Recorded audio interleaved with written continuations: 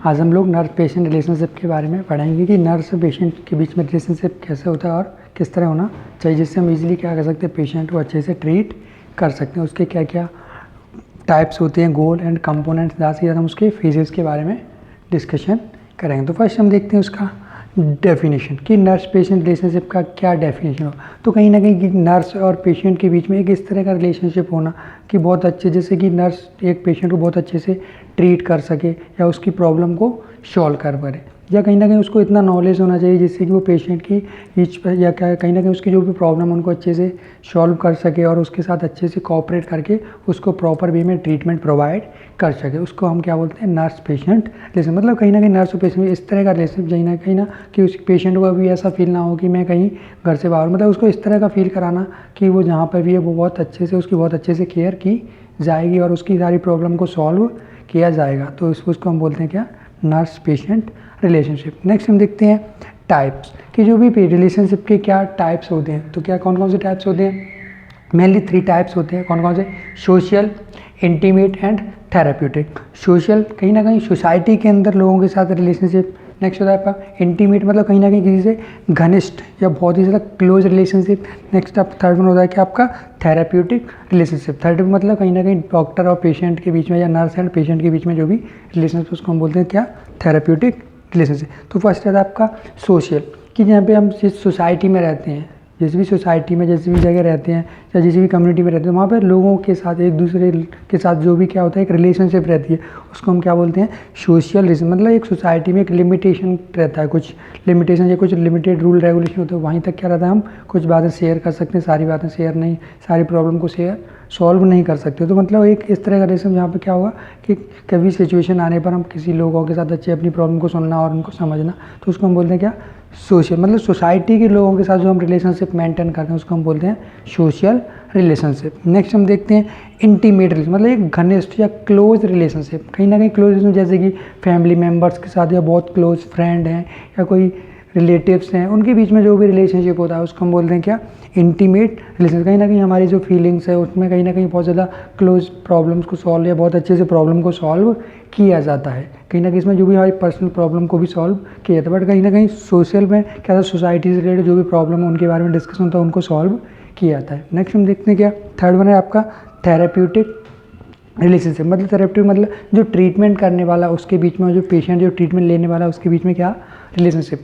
तो कहीं ना कहीं अगर ट्रीटमेंट करने वाला जो भी नर्स और पेशेंट है या डॉक्टर या पेशेंट है, उनके बीच में जो रिलेशनशिप उसको हम क्या बोलते हैं, थेरेप्यूटिक। कि एक डॉक्टर किस बेस पे या कि एक नर्स किस तरह से पेशेंट को ट्रीट करने में हेल्प कर सकती है, किस तरह का रिलेशनशिप होना चाहिए जिससे क्या है कि एक नर्स पेशेंट को बहुत अच्छे से ट्रीटमेंट प्रोवाइड कर सके, उसको हम बोलते हैं क्या, therapeutic nurse patient relationship. Next हम देखते हैं इसके गोल कि गोल क्या होंगे किसके, नर्स पेशेंट रिलेशनशिप के। गोल से क्या, हम इजीली पेशेंट को ट्रीट कर सकते हैं, उसकी प्रॉब्लम को अच्छे से समझ सकते हैं और उसकी प्रॉब्लम को सॉल्व कर सकते हैं। और वो हमारी जो भी उसके साथ अगर अच्छे से IPR मेंटेन होगा या कहीं ना कहीं इंटरपर्सनल रिलेशनशिप मेंटेन करके चलेंगे, तो कहीं ना कहीं क्या होगा, हम उसकी सारी प्रॉब्लम को अच्छे से सॉल्व कर सकते हैं और उसे बेटर केयर प्रोवाइड कर सकते हैं। ये रहते हैं इसके क्या, गोल। नेक्स्ट हम देखते हैं कंपोनेंट्स के, कौन कौन से कंपोनेंट्स होना चाहिए एक नर्स पेशेंट रिलेशनशिप के बीच में, या एक नर्स में क्या क्वालिटी होना चाहिए जिससे कि पेशेंट के साथ बहुत अच्छे से, बहुत अच्छी एक बेटर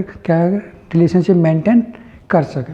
नेक्स्ट है आपका फर्स्ट है आपका रिपोर्ट। रिपोर्ट मतलब एक घनिष्ठता, कैसा होना चाहिए, एक घनिष्ठता। तो मतलब कहीं ना कहीं पेशेंट के साथ एक बहुत घनिष्ठता और या बहुत क्लोज रिलेशनशिप होना चाहिए जिससे कि पेशेंट को कभी ऐसा फील ना हो कि वो जो भी केयर करने वाला है वो मेरी अच्छे से केयर नहीं होगी या वहाँ पे मेरे को प्रॉब्लम फेस होगी। मतलब उस तरह से केयर करना है कि बहुत क्लोजली है, बहुत अच्छे से हमें, कि पेशेंट को फील हो कि मैं यहाँ पे हूँ, यहाँ पे जिस जगह भी हूँ वहाँ पे मैं बहुत सेफ़ हूँ, सिक्योर हूँ, इस तरह का उसे फील होना चाहिए। तो कैसे होना चाहिए, एक रिपोर्ट होना चाहिए। नेक्स्ट है आपका एम्पैथी, मतलब उसको क्या करना है, एक सहानुभूति देने वाला, उसको डराने कि हाँ कोई नहीं, आपकी प्रॉब्लम ट्रीट हो जाएगी, कोई दिक्कत नहीं, ज़्यादा सीरियस प्रॉब्लम है। तो इस तरह से उसे क्या करना है, उसे मोटिवेट करते रहना चाहिए, कहीं ना कहीं उसे डिमोटिवेट नहीं करना है। नेक्स्ट आपका क्या है, जीनियसनेस, मतलब उसे बहुत अच्छे से नॉलेज होना चाहिए ट्रीटमेंट के बारे में, मेडिसिन्स के बारे में, किसी भी प्रोसीजर को अप्लाई करने वाले। कहीं ना कहीं उसे कोई भी प्रोसीजर करते समय पेशेंट को डिस्कम्फर्ट नहीं होना चाहिए, उसकी प्रॉब्लम को सुनना चाहिए, उसकी प्रॉब्लम को बहुत अच्छे से एक्सप्लेन करना और उनको सॉल्व करने की कोशिश करना। मतलब उसे बहुत अच्छे से क्या होना चाहिए, नॉलेज होना चाहिए। नेक्स्ट है आपका एक्सेप्टेंस, मतलब कहीं ना कहीं क्या चीज़ है, उस चीज़ों को क्या करे वो एक्सेप्ट, कोई भी प्रॉब्लम उसको एक्सेप्ट करना, किसी भी टाइप का पेशेंट हो उसको क्या करना है एक्सेप्ट, ऐसा नहीं कि गंदा है या खराब है या ये बहुत ज़्यादा सीरियस डिसीज, ऐसा डिसीज है जिसे हम देख, मतलब किसी भी टाइप का पेशेंट हो, कैसी भी सिचुएशन में हो, उसको हमें क्या करना है बहुत अच्छे से गुड और बेटर केयर प्रोवाइड करना है। नेक्स्ट है आपका क्या, अंडरस्टैंडिंग। नेक्स्ट मतलब कि समझने वाला, कहीं ना कहीं पेशेंट की प्रॉब्लम को या उसके फैमिली मेम्बर्स की प्रॉब्लम को समझने, मतलब हर प्रॉब्लम को, हर सिचुएशन को बहुत अच्छे से समझने वाले होना चाहिए, क्योंकि अगर समझने वाले नहीं हो या अंडरस्टैंडिंग नहीं होगी तो कहीं ना कहीं हम किसी भी पेशेंट को बहुत अच्छे से ट्रीटमेंट नहीं दे सकते, उसकी बेटर केयर नहीं प्रोवाइड कर सकते, और उसे जो भी प्रोसीजर अप्लाई करने वाला उन्हें बहुत अच्छे से अप्लाई नहीं कर सकते। तो क्या होना चाहिए, एक अंडरस्टैंडिंग होना चाहिए। नेक्स्ट आपका रेस्पेक्ट, पेशेंट की क्या करना है, रेस्पेक्ट करना है, पेशेंट की फैमिली मेम्बर्स के साथ रेस्पेक्ट करना है, मतलब सभी के साथ क्या करना है, एक डॉक्टर्स जो भी है सभी के साथ क्या करना है, रेस्पेक्ट मेंटेन करके चलना है, जिससे कि कोई भी प्रॉब्लम ना होगी। हमें ये नहीं करना कि ये लोअर क्लास है, मिडिल हायर, इस तरह का कोई भी बिहेव या एक है, इक्वल हमें क्या करना है, रेस्पेक्ट देना है, उस चीज़ में हमें कोई भी प्रॉब्लम क्रिएट नहीं करना है जिसकी वजह से कोई ना कोई पेशेंट को ट्रीटमेंट प्रॉपरली नहीं कर पाए। नेक्स्ट हम देखते हैं फेजेज कि नर्स पेशेंट रिलेशनशिप के कौन कौन से फेज़ होते हैं। तो मेनली इसके 4 फेजेस होते हैं। क्या होते हैं कि ये प्रोसेस क्या है 4 फेज़ में कंप्लीट होता है। तो फर्स्ट फेज़ क्या है, प्री इंटरेक्शन फेज़, मतलब नर्स का पेशेंट का नर्स से मिलने से पहले जो भी फेज़ होगा उसको हम क्या बोलते हैं, प्री इंटरेक्शन। जैसे कि पेशेंट के हॉस्पिटल में आता है या इंटर करता है तो वो कहीं ना कहीं रिसेप्शन पे जाके पूरी अपनी डिटेल क्या करता है, इन्फॉर्मेशन देता है। तो मिलने से पहले जो भी नर्स के पास उसका जो भी डिटेल होगा, जो भी इन्फॉर्मेशन होगा, उस फेज़ को हम बोलते हैं क्या, प्री इंटरेक्शन फेज़। मतलब पेशेंट से मिलने से पहले का जो फेज़ है उसको हम बोलते हैं क्या, प्री इंटरेक्शन फेज़। नेक्स्ट है ओरिएंटेशन फेज़, मतलब पेशेंट से मिलना और उसके बारे में पूरा ओरिएंटेशन या ऑब्जर्वेशन करना कि क्या प्रॉब्लम है, किस तरह से उसके एक हिस्ट्री कलेक्ट करना, उसकी डिसीज़ के बारे में पूरी इन्फॉर्मेशन, जो भी इन्वेस्टिगेशन को डिटेल में पढ़ना, उनके बारे में नॉलेज असेस करना कि उसको क्या किस तरह से, तो वो क्या रहेगा आपका ओरिएंटेशन। मतलब पूरा फुली ओरिएंटेशन करना है पेशेंट और पेशेंट की प्रॉब्लम्स का, उसको हम बोलते हैं क्या, ओरिएंटेशन फेज। नेक्स्ट होता है आपका वर्किंग फेज। देन हमें क्या, फर्स्ट में उसकी डिसीज़ के बारे में क्या हो गया, उसके बारे में पूरा इन्फॉर्मेशन। सेकंड में उसकी प्रॉब्लम के बारे में मालूम पड़ेगा। थर्ड वन में क्या होगा, हमें उसको वर्क करना है, उसकी प्रॉब्लम के बेस पे उसे बेटर ट्रीटमेंट प्रोवाइड करना, better position, better environment, good environment, उसकी नीड के अकॉर्डिंग उसको सारी फैसिलिटी प्रोवाइड करना जिससे कि उसे कोई भी प्रॉब्लम ना हो, और इसे प्रॉपर वे में एक ट्रीटमेंट प्रोवाइड करना, गाइड करना, काउंसलिंग करना, और उसको एक प्रॉपर वे में डाइट प्रोवाइड करना, फुल उसकी प्लानिंग करना कि पेशेंट को किस तरह से ट्रीट करना, वो सारा किस में रहेगा, उसको वर्किंग फेज में। मतलब मैं उसे क्या क्या वर्क करना है, क्या क्या चीज़ पेशेंट को अप्लाई करनी है, वो क्या रहता है आपका वर्किंग फेज। नेक्स्ट रहता है आपका टर्मिनल फेज। कौन सा रहता है आपका,